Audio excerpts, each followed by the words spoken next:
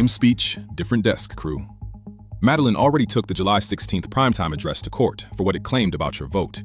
Today, the money desk takes the same address for what it claimed about your savings. Because tucked into that broadcast was a line aimed straight at every retirement account in America.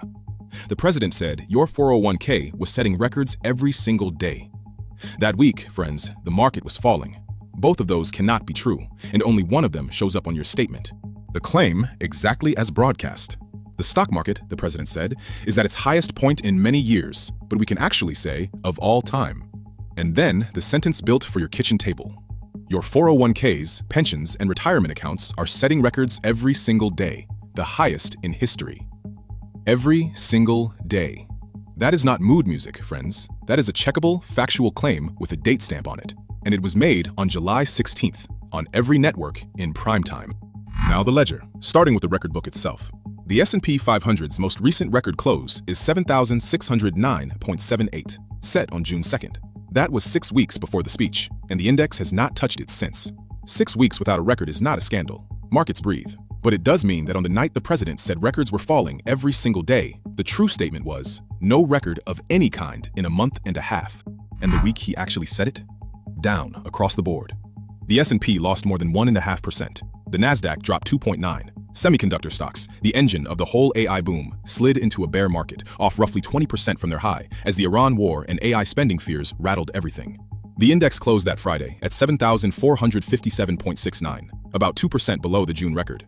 Look at the chart. The gap between the record and reality is the exact size of the claim. Bring it down to one household, because that is where this claim was aimed. Your 401k, your pension, your index fund, they do not float free of the market. They are the market, riding the same benchmarks. A worker with $100,000 in an S&P index fund sat roughly $2,000 below the June peak that week and lost money across all 5 trading days. That worker was told in prime time that their account was setting a record every single one of those days. The statement in their mailbox and the speech on their screen described 2 different countries. The fair shake, always. Presidents talk up markets, every one of them, and by any multi-year lens, this market does sit high. The index is far above where it stood a few years back. If the speech had stopped at highest point in many years, this desk would have shrugged. Salesmanship, arguably true, not news. But the speech did not stop there. It reached for of all time. On a night the all-time mark was 6 weeks old, and then promised daily records to the exact households watching their balances shrink. Precision was available, friends. The record book is public. The choice to overshoot it was just that. A choice.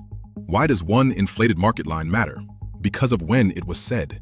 In a falling week, with the war pushing oil up and the biggest stocks wobbling, households do a quiet gut check. Do I believe my eyes or the reassurance? A primetime address is the loudest reassurance there is.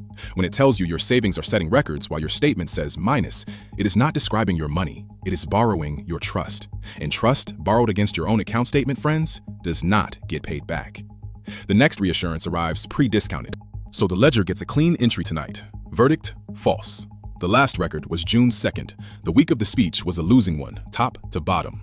Index down, Nasdaq down harder, chips in a bear market, retirement accounts down with all of it. Records every single day was not spin at the edges. It was the opposite of the tape. Here is the line to keep, friends. Your 401k does not take the podium's word for anything. Check the statement, not the speech, and I will see you at the next shift. I'm Marcus, and this is Pixel Politics.